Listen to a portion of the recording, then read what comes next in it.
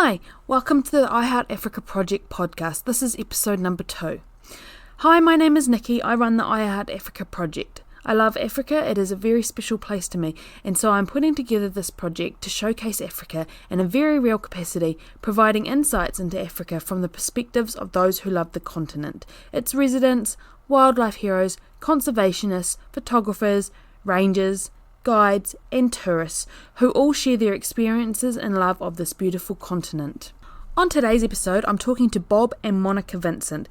Bob, also known as Jerseybob, is a musician from Jersey in the United Kingdom. He has spent many years travelling, playing his music. And Monika, originally from South Africa with strong ties to Namibia, both of whom follow their hearts and their passion of travelling the world. And their present location is currently in Taupo, New Zealand, where they own the Raw Balance Cafe. And on that note, I would like to extend a warm welcome to Bob and Monika. Hi Bob, hi Monika. Good, thanks. Hi.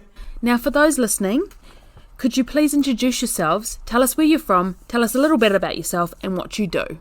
I am from South Africa and did not leave because I didn't want to live there. I left because I wanted to travel.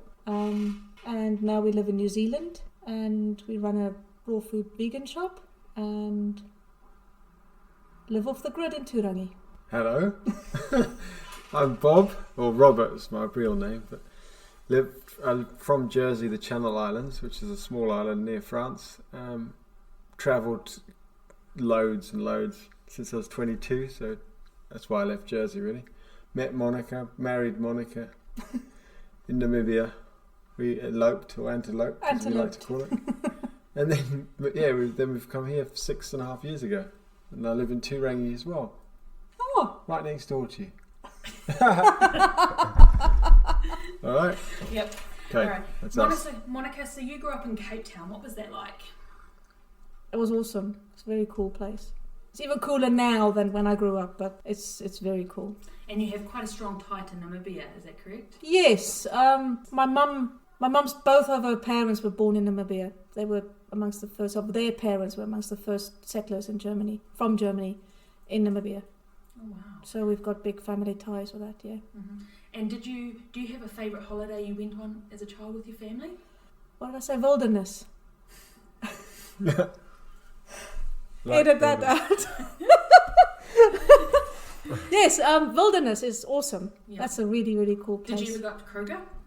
That's quite Never far, went. isn't it? Yeah, we never went up to Kruger. Whenever we did the longer distances, we went up to Namibia as a family. We did a lot of Namibia. The winter holidays, school holidays, we used to almost every year, every second year, go up to Namibia. So Monika, tell us about the time when you were a student and you travelled in the old VW Golf right up to Malawi. Oh, yes, that's what students do. We were in our second year of studies and we were four students that just wanted to spend the summer holidays somewhere. And I had a little Beetle, and another friend had the VW Golf. And four of us with all the holiday stuff and food and everything in a little VW Golf drove up to Malawi and back. Well, what other countries did you go through? We drove through Zimbabwe, stopped in Bulawayo, stopped in Harare, stopped in Malawi, then that was it. And then drove through Mozambique, a little thin strip of Mozambique, which I just remember that being still very war-stricken, and just all the buildings along the sides of the road were full of holes. And Where was that, Mozambique? yeah, Oh wow. yeah, that was quite intense. And what was Malawi like? Incredible. One of the best places I've ever visited. Yeah. For those who don't know, can you tell us about the bread and bottles? Ah, the bread and bottles, yes. What really struck me about Malawi was how when we visited in 2000, it was the 4th poorest country. I don't know where it's now, but it was the 4th poorest country then. And the people were just so happy, so beautiful. And whenever you went outside and you bought your bottles, and you always had to pay a deposit for the bottles. So you give the bottles to the kids. While you're drinking, you're just surrounded by little kids. It's very cute. And as soon as you finish, you just give them the bottle because it's not much money to us, but it was huge to them. And so they could get some money for the deposit. And one day we were in a campsite where a lot of locals were running around, and we knew we were going to be away the whole day. We had some breads and some bottles that had just accumulated in our car. I don't know how they accumulated, but they did. And we went away for the day, but in the morning we put all our stuff outside the tent and came back quite late in the evening, and everything was still there. No one had stolen it, no one had taken it, no one had assumed that it's for them for the taking, which that really struck me. Yeah. So did they come in when you returned? Yeah, when we drove in, we just had all these kids running after us, and we didn't know what was going on. And as soon as we stopped at the tent, they were just around us, and then we gave them the stuff, and so they knew it was there. But they just didn't. They didn't take take it. They didn't. Yeah, that was brilliant. That's it's incredible. Yeah. For the stigma attached to Africa, that's incredible. Yes. That's a story that's stuck with me forever. That's just beautiful. Yeah. And Bob, where have you travelled in Africa? The first place I went was the place called Casablanca in Morocco, which sounds really romantic, but it was pretty rough. We were on a cruise ship. Yeah, I don't want to talk any more about that trip. Thank you. Okay. Yeah. And then I flew to Tanzania because I've got a mate. He's still there and he loves it. He's got a tour company called Bush to Beach, and he invited me down and just looked after me. So I went up on safari for a few days, and then Zanzibar. It was amazing. Yeah. And you eventually ended up going to Arusha. A friend of yours said they had a couple of gigs for you. That's is that right. right? Yeah. Yes. Tell us about your high-paying gig. Yes, your high-paying gig, but also about going to Freddie Mercury's house. Oh yeah, old Freddie, my mate Fred. Yeah, that was in Stone Town. So I played this gig, and it was at the UN. All the United Nations guys came, and there was like a tip. I was getting paid with tips. I don't know how much was in there. Probably 50 or 60 US maybe, which is quite good money. Yeah, it's quite cheap there. And then, but at the end of the night, the money was gone. So the owner of the pub lined all the staff up. None of them would come clean, so he didn't pay them any money that night, because he said to me that one of them's got it and they'll split it whatever ways they want. So more than he would have paid them anyway. So, but I didn't get anything out of it except very drunk on gin and tonic. You could have gotten their wages. Miyagi could have got, actually. Yes. You could have done that. No, but the gin, it was good. I preferred gin as payment. Yeah, then I flew over to Zanzibar, and the first thing I wanted to do was find Freddie's house. So Freddie Mercury was originally from Zanzibar? Yeah, born in Stone Town, yeah. Oh, wow. And his parents still live there, apparently? Well, according to this drunk guide. Yeah, I was sold it was $10, so that's quite a lot of money. If you think about a sixth of my wages the other night. He showed me all the cool places, the slave markets and all that, and then all the beautiful teak doors. But then when I wanted to see Freddie's house, he just, a random house, he said, oh, this is where he lived, and his mum and dad are up there now, and that Freddie bought this car, and it's all lies, you know, because when I paid him off and he ran down the road, I seen a sign a few hours later, and it's a completely different part of town. It said Freddie Mercury's house. A plaque on the wall. That was it. I was like, welcome to Africa, sir. So, despite those couple of funny little moments, what was your first impression of Africa? When I arrived in Casablanca, it was quite poor. Then when I flew to Arusha, it was poor but like vast as well, you know, because you're flying over. Because we stopped in Kenya and then we took a smaller flight over. And I was like, what is this place? Amazing. And my mate picked me up, and then he goes, I've got to drop some lunch off. Like lunch boxes. 170 k's later. Oh. Yeah, you had to chase down the safari because they'd forgotten all the lunches. But these are 170 k's, nothing, you know. No, no, it's nothing. No. Around the corner. I was just flown from England, go, what is this? And then he just dropped the lunches off and back. So, 6-hour trip, and wow, it's an amazing place. Yeah. Do you guys have any funny stories from your travels? I think it's always been funny, probably isn't it? Lots. Just one. My favourite, when we stop especially in Cape Town, you stop at traffic lights, there's always people come rushing up to the car and they try to sell all sorts of stuff, but some people just have nothing and they just stand there. So we always have bags of orange. Yeah, they don't want money. So we just give them fruit and stuff. Yeah. And it goes down really well because it really works. They're so happy. They just end up, oh, thank you. And what about the moment with the loaf of bread? Oh yeah, I was just saying that. So we were a little bit hungover, tired. We were going to Monika's friends for dinner, and we come up to these lights, and this guy's come running over with a loaf of bread hanging. And I just said, he wants some butter. And we just cracked up. And then he saw us laughing. We were just sitting in the car, pissing ourselves. Yeah, we were just all laughing, and then he just walked off. Yeah, didn't get any butter. Yeah, I still love that. Why would he think you had butter? I don't know. Bob just made that up. It's my humour. Kind of dry humour. They do go hand in hand, yes. And then, we drove off. But it's always funny. I love the car park attendants. They're hilarious. Yeah. Barry Hilton is a comedian in South Africa. He always goes on. They've always got one leg shorter than the other, have you noticed? They've all got some kind of dodgy walk. And when they forget, it's the other leg. That's priceless. Yeah, it's true. That's priceless. He's our favourite comedian because he never swears, but all his stories are funny. South and it's all African about comedian. South Africa. What was his name? Barry Hilton. Barry Hilton. Okay. He's very Kazi. good. We once arrived in Cape Town, right. and we were still really seriously jet lagged and everything, and we were lying on the bed, just arrived that day. What are we going to do? Bob says, have a look, what's on in Cape Town? So I googled what's on in Cape Town, and I saw Barry Hilton live tonight. Yeah. So we got tickets and we went. Oh, it's amazing. 2,000. It was brilliant. 2,000 people. Absolutely brilliant. Yeah. Awesome. Because I'd never seen him live. It was like, can you just stop for a second? I could yes. It's get just my face stories, muscles back. funny stories about everything, like South African dogs to he used to go out with a gym teacher. Everything he's talked about is funny, wasn't it? Yes. Yeah, That's hilarious. I like him, yeah. Tell us about the one with the ostrich. What's his name? Khomi. Oh my God. His wife and my mama are cousins. Mm-hmm. And we were... You want to tell him? No, we were having a few drinks around the table, and then he Bob didn't want to go. We had been out right. night after night That's after right, night after night, and it was like almost our last evening that we had nothing planned, and we just wanted to go to bed early and relax before we were heading back. And it was all very intense, and Bob was just like, I don't want to go out. And he says, we're going to go into the Namib desert tomorrow. And Bob was like, oh, really? And I was like... We should go. If he's offering, and he's been a tour guide for many years, he knows what he's doing, and he'll show us magical places. We've got to go. Mm-hmm. So Bob reluctantly was like, "Oh, all right then, let's go." You know, when you're just over it and you just want to stop. Up early. Yeah. 7 o'clock. 7 o'clock. Get up. Miles driving. Mm-hmm. Blah blah blah.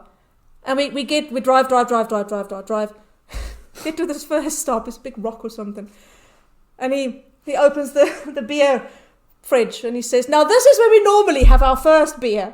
9 o'clock in the morning. Bob and I just looked at each other. We're like, nah, it's all right, thanks.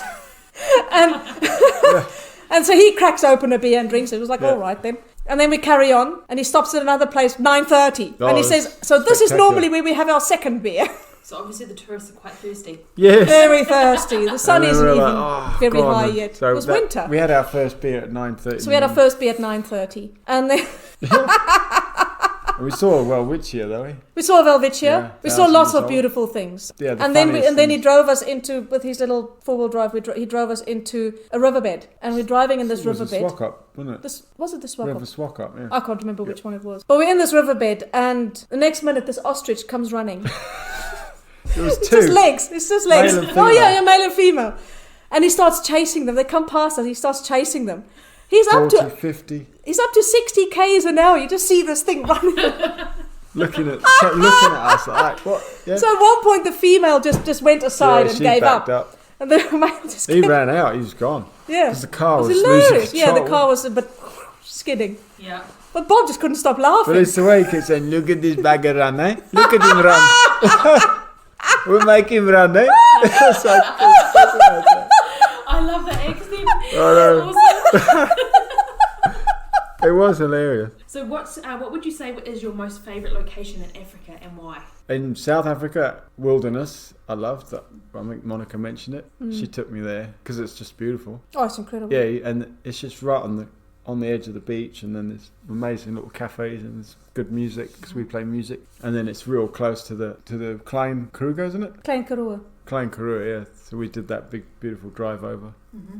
past Ronnie's sex Not shop. that close, around the corner. It's round the corner, yeah. South African round the corner. And then in Namibia, I just love... What do you like? Sausage Flay, the desert. Oh, that part, yeah. We went out on a 7-day safari and it was just magic. Yeah, stars were very amazing. Yeah. Yeah. And we just camped because it was cheaper as well, but just... We went on It a was safari, real. which was really, really well organised. Yeah. Yeah. And even then, I did say, because it was all that they prepared all the food and you're out in the middle of nowhere, and I inquired, can you cater for vegans? And they were like, yeah, of course, no problem. That's good. Yeah. And the food was not just lettuce, tomato, and cucumber. No. Well, the first it meal was, was it was a big rolls omelette. and Mrs. Ball's chutney. And And what about for you? Do you have a favourite location? like we said, Sausage Flay, the Yeah. desert, I just think is incredible Mm-hmm. because there's just very little human intervention. Mm-hmm. And And where there Swakopmund's is, the beer glasses are in the freezer. Oh, yeah, that was amazing. Yes. up there. Yeah. Yeah, Swakopmund is really nice too. My mother grew up there, Mm-hmm. so we have lots of relatives there. Mm-hmm. And what has been the most memorable moment or most pivotal moment on your African travels? Because I'm a musician, that definitely, there was a small gig we played in Cape Town. Oh yeah. It was just 50 seats, Mm-hmm. but absolute silence when you play.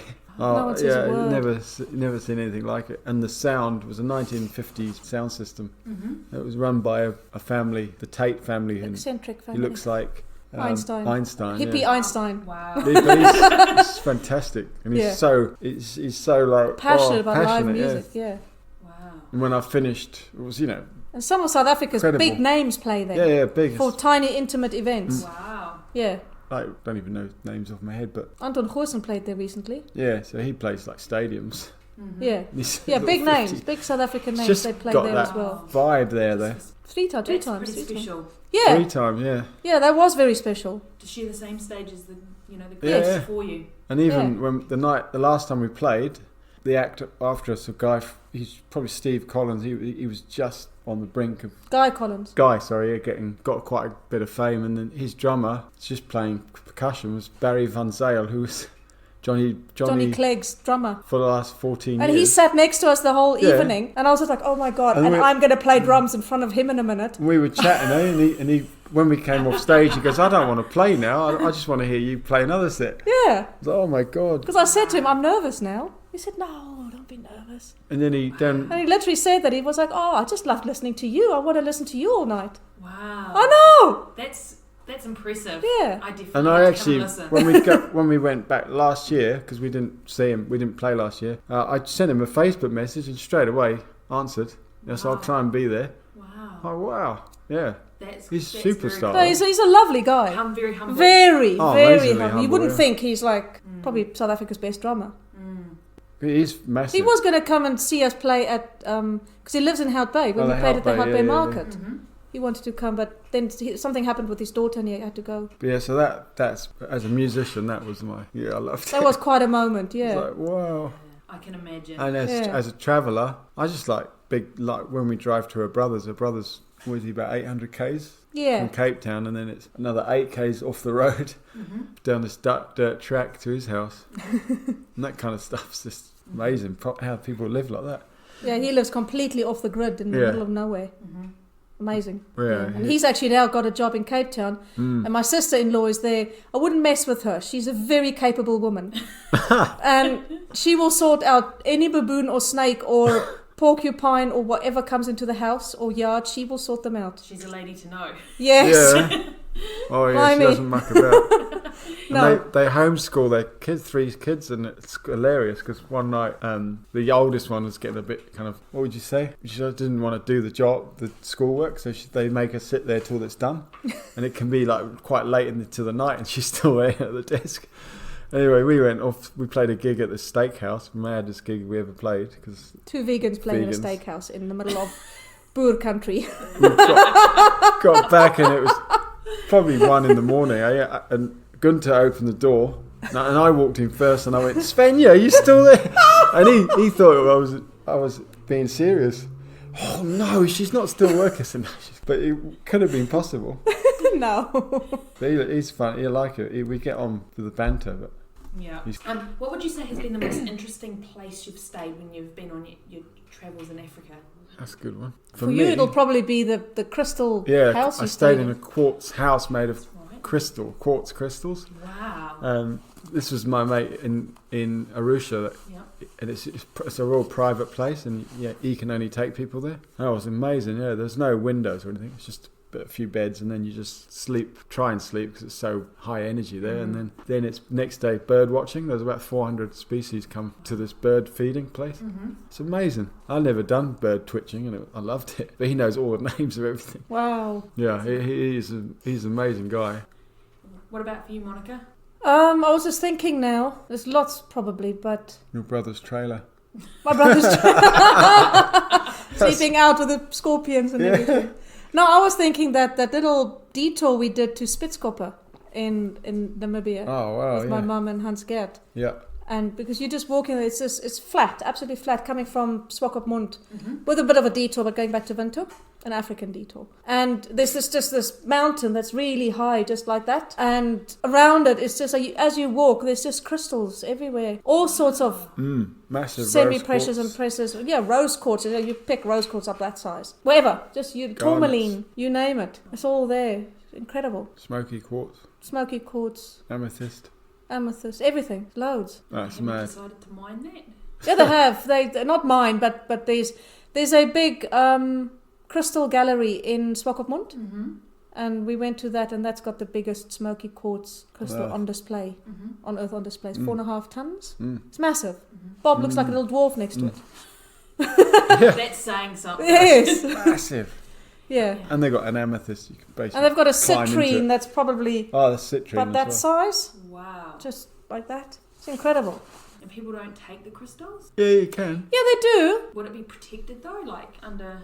Not necessarily. Not- the gold is, and I'm sorry, Yeah. the diamonds are. Yeah, the of diamonds course, definitely yes. are. Yeah, diamonds. One thing we learned in Luderitz, Kolmanskop, is there's a little ghost town. Ghost town. Is that Kolmanskop in the middle of the desert had the first X-ray machine ever in the southern hemisphere, and it wasn't actually to X-ray for the real reason All people. it was made, but it was to X-ray people going in and out of work to make sure they haven't swallowed or hidden diamonds. Oh, wow. Yeah. 280 beds it had, the hospital, for 400. How many houses? About 400 people. I can't remember. Were there. Oh, they were expecting a lot of incidences. Yeah. Yes. We stopped, and it was all derelict now, but like sand filling it. Oh, all there's up. sand. It's the most photogenic It's place incredible. ever. Yeah. On the safari, it was the only night we stayed in a hotel, and then the next morning we went to the ghost town. It's called, isn't it? Yeah, Kolmanskop. Kolmanskop. It's pretty spooky. The hospital's spooky there. It was spooky. Yeah. Really felt a bit creepy. Yeah. Didn't look like a hospital anymore. It was just a building. But yeah, Bad creepy. vibes. Yeah. So you two play together. Yeah. We play percussion. Yeah. Cajon mainly now. Yeah. And you travel to South Africa and Namibia to play. Tell us about that. How did How'd we you get started? I don't know. Well, you were already playing, and Monica's my sister-in-law's got a few contacts because she was getting South African players over to Europe, and so I emailed one of them that I thought might be able to help us, and he did. That's how it started. Yeah, Nibs. Nibs van der Spy, and he's amazing. He lives in Lisbon now, and he just gave us 3 contacts. One of them was the Alma Cafe. That little cafe we played in. Yeah. Another one. Oh, it was just a cafe. we all 3 booked us, so it was amazing. that's awesome. So we started, and then just that night, one lady was the Barleycorn. Barleycorn, yeah. Yeah, she books big acts, and she saw us and loved us, and straight away got us a gig at the markets. Yeah, and then before you knew it, we had like loads of gigs. Awesome. So I think if we would be there, it wouldn't take long for us to Yeah, actually... that's it. Establish yourself. Yeah. Richard Tate said that if you ever come and live here, you'd be no problem Would you? working. Maybe. Probably, yeah. Be nice. When you finish in Taupo? We're not going to stay here forever, that's No. for sure. Yeah. That It would is be for nice sure. to go kind Yeah. of spend at least 3 months there, especially when there's festivals on. Because there's a real big one. What's that big one? Grahamstown. Grahamstown. Yeah, that we'd love to get onto that. Arts Festival. Pay to thousands come to that. Yeah, That would be it's a awesome. big one. Yeah. And then Yeah. where her mum was based for a while, Swellendam, there's also a chance we could set up something there with music and bicycles, Awesome. food. Awesome. It's all dreams, really, isn't it?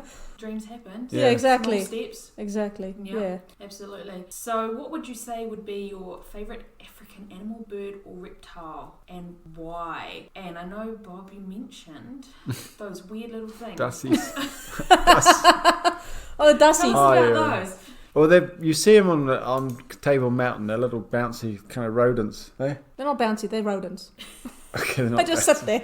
Anyway, they're fluffy things. They're called Fluffy, dassies. yes. Yeah. And I like them but then another story. We're in Namibia on a road trip tour, and there's a German mum and daughter who we didn't really get on with. Which was a bit boring. A bit dull, yeah. Bit dull, bit beige. Grey, They were very beige, actually. They were very beige. They had the whole lot, safari suits on. Oh, they Anyway, did, yes. there was a Dassie, and she went, "Was ist das?" And then I just went, "Das ist Dassie." And then we were pissing ourselves. For about half an hour. We sat in this... half a day. And then this guy could go, "What's wrong with you guys?" Nothing. We're just laughing. Private joke. It was pretty private. Actually. I bet you got sideways looks all day from her. Yeah. No, she didn't know. They sat in front of us. They didn't know what was going on. Yeah. So that's probably my favourite because it doesn't hurt you. I don't like things that bite and. What was that bird you mentioned? Oh, I really like the stork, marabou stork. We saw those in Ngorongoro Crater. Yeah. They were just kind of hanging around the campsite. Was it you that said that they reminded you of your dad? My dad, yeah, they're bald Grumpy. and grumpy. Yeah, but no, I love them. What about for you, Monika? Oh, I love the kudu. Oh yeah. Kudu is just so incredibly beautiful and majestic, and it's just so incredibly beautiful, proud and Male, female. Yeah, the males. Yeah. And they're shy, and you don't often see them. Yes, they're quite shy. Yeah. Why do you think Africa is a continent that captures the hearts and souls of travellers and people from around the world? It's just vibrant. Isn't it? It's vibrant and it's very ancient. real. Yeah, it's the way we should be living, not all domesticated and money driven and pampered and materialistic. Yes. Yeah. But just it's a little more bit like real. when I first went to India. It's that feel. Yeah. I had smells And the people also. It's just incredible. Beautiful people. I just think ancient. I like the word ancient. Ancient. Yeah. I always feel that when I'm in Namibia. Yeah. I feel when you're walking out, whether it's in the desert or in the field or anywhere, you can feel the billions of years that it's been there. You can feel it. It's there. It's just, I don't know if you know that feeling. I don't feel it anywhere else. Even your brother's place. Like I know the whole planet's the same age, but humans have done a lot, so you don't feel it anymore. But I feel it when I'm in it's Namibia. not built up where we go. And what do you love about it? Africa's just wine. in my heart. I need to top up that feeling every now and then. If I stay away too long. Last time we were there a year ago, but before that was 3 years. So that was too long. Yeah. That was way too long. Yeah. And I think that's the longest I've ever been away from South Africa. What do you love about it? Going with Monika because everything's free when we get there. I didn't say that, did I? Well, that's a bonus. No, it's just alive, eh? And it gives you a real good battery charge. And then you get all inspired. But it is great to see her mum because she spoils us because we're living pretty frugal here. But we're quite not used to getting spoilt. So. Nice to be spoiled. I like that, yeah. and it's the bird in here. Always go that. Yeah, it's just really. And it's cheap as well, eh? That's what because we go to this little place in Greenpoint, it's Sea Point for a coffee. Greenpoint. Yeah, it's been there for years. Giovanni's Italian kind of. Oh, it's amazing. And you have this It's an institution, fantastic that. coffee for $2. 20 rand, yeah. 20 rand, yeah, but a proper double espresso, and then it's just you can just shop inside and spend. I don't know if you spend $50, that's enough food for a whole week. One of the first gigs we played at the warehouse in Windhoek. Oh yeah. They paid us 1,000 rand, and we had a 500 rand bar tab, and we drank a lot, and. What we thought was a lot. And when we wanted to leave at the end of the evening, they said, you can't leave, you've still got 280 rand left. Yeah. It was 60 rand for a bottle of wine on a 500 rand bar tab. Yeah, she had wine in her drum, stuffed in her drum. Couldn't get away, you know? And in the end, this big German, South African, or Namibian, wasn't he? Oh, yeah. We ended up buying everybody Jägermeisters and we were all everything. Jägermeister. Yeah. But we just couldn't believe it when we still had 280 rand left. And for the bar to say that. But that was here. like... Yeah, you've had enough now. That You've was had your miles two. over what we had Yeah. were able to have. And like Bob said, I had wine bottles hidden in my drum. And, That's that was priceless. quite crazy. And it still didn't even get over half. South African customs check Monika's drums. Yeah, Yes. For those forgotten wines. Yes. We definitely drank that one. What do you think is one of the biggest misconceptions people have about Africa? That is dangerous, and they shouldn't go there. Yeah, The amount that's of the thing. Kiwis that tell us that, oh, don't go there, it's dangerous. And they would never go there on holiday. Even Why do you when want to go there? When we flew out last year, our mate let us stay in his house. He's quite well off in Auckland. It's really nice of him. And he wasn't even there. He'd already gone off somewhere to Europe. Oh, it was in Jersey. Yeah, there was a bottle of South African Dimas Fronte, our favourite wine, with a little note, enjoy. You know, and then next day they had the carpet guy around, wasn't it? It was something like that. Oh, yeah. Yeah, and he was telling us how dangerous it was. He'd never been there. He's never even left the North Shore. Wow. I'm like, oh, right. Never travelled So you're before. an expert, are you? Mm. He's not very good at carpet lady either. Just say that much. So what would be your number one piece of travel advice for anyone travelling to Africa or wanting to go to Africa? What would you tell them? Do Yeah, it. definitely go. And my first 10 minutes in there, I did have my passport snaffled Oh, you did, when I yeah. got some money changed. Mm-hmm. But then I straight At away... the airport. Yeah, Monika said, oh, did she just put your passport under a few... And she did. No, as we left, I said, have you got your passport? Oh, And yes. she didn't. And what she did at the money exchange in the airport, Cape Town airport, she exchanged, because they need the passport, and then she just put it under a pile of... Oh, Yeah. okay. I've heard never to get your money exchanged at the airport. Yeah. Yeah, I just didn't know that. And then we just wanted to... Because we were going directly And then we to were a like, pub. before we even Monika's- left, I said, where's your passport? That's right, yeah. And then she returned to her, she was like, oh, pulled it out. Passport. Busted. But it's good, Yes. because then I was weary straight away. yeah. Yeah. Because I've been in Indonesia and I've been robbed many times. But Yeah, you can't be too relaxed. and yeah, I always spend a bit more money the first few days, but then I get into a rhythm. But I always go. I would never be scared to go somewhere. Don't watch the news because it's rubbish anyway. Absolutely. Yeah.